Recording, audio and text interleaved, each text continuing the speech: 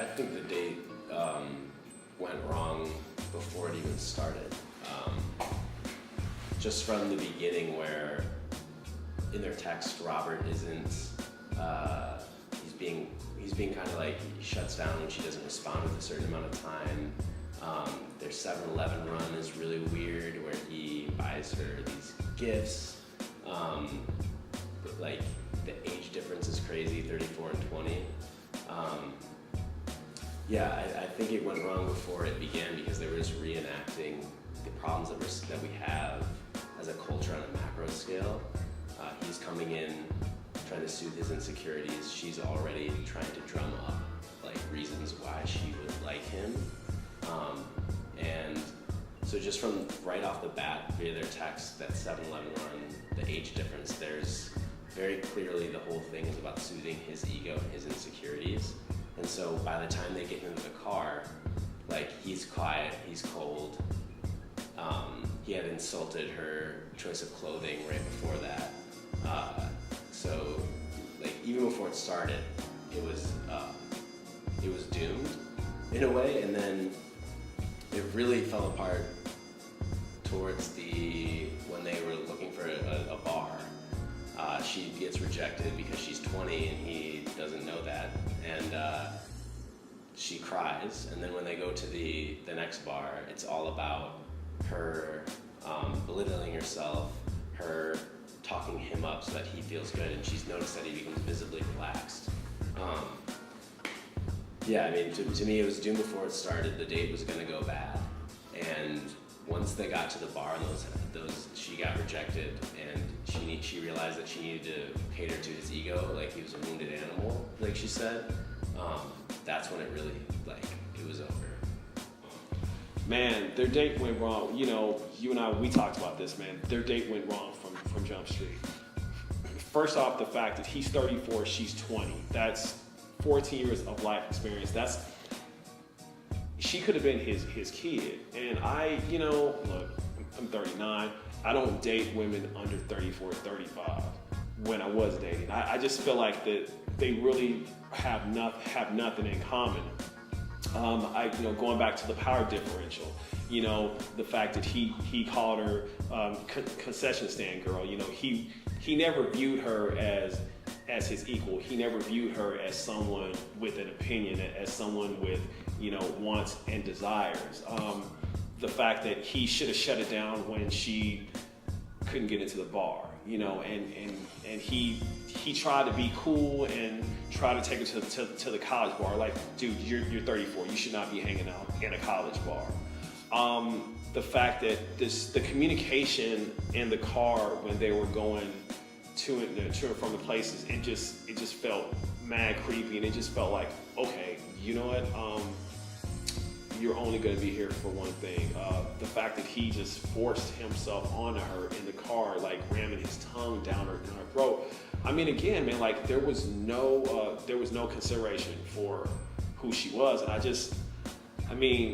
this dude, he was not present for her whatsoever. And people like that, it's either two things: either they don't have a lot of interaction with women, or they just don't value women. And they've never been taught that, okay, this is how you court a woman. This is how you have a conversation. I mean, their conversation, it was just like little quips and barbs, and it wasn't even like a real, like sharing of ideas, right? It was just simply, okay, let me try to be cool. Let me try to rib her, try to put her down. And I just felt like he was just a clown throughout the entire thing.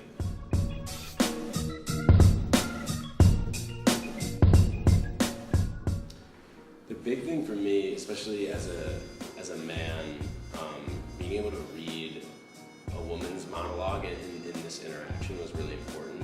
And just to see how the entire time, as she is realizing and noticing that she's not that attracted to him, she's not she's not enjoying herself. She keeps second guessing what he's doing and what she's doing is right. And bouncing between that and making excuses for him and trying to paint good intentions on him and say like, oh, like maybe like he's upset because I dressed down and he's in a button-up and khakis, and it's not that it's her fault, or it's like not his intention to make her feel that way. So that seeing that back and forth, and how the entire time she's catering to his ego and his insecurities, and using those and what she thinks those are to suppress her actual instincts and her feelings. That was the big thing for me to read and just see how deeply that sexism and misogyny it's not just coming from the man, it emanates from the man, and it gets internalized, and she's battling with it and having to deal with so he's dealing with his emotions, and she's too, and the whole time she's just dealing with what he's feeling and ignoring her own feelings. Well, for me, like, I don't think that we really get a chance to hear this kind of story from a woman's perspective, right? And from the fact that this is a young woman's perspective, she's talking very graphic and very frank about sex, and she's talking from a perspective of, okay, I'm not very attracted to this guy, but I'm here, he wants me, I feel power, and I'm just gonna go for it. I felt everything was really detailed, right? From the ending text messages to how they met, to just how Robert was just sort of like interacting with her, just on a level that he tried to put himself on a superior level.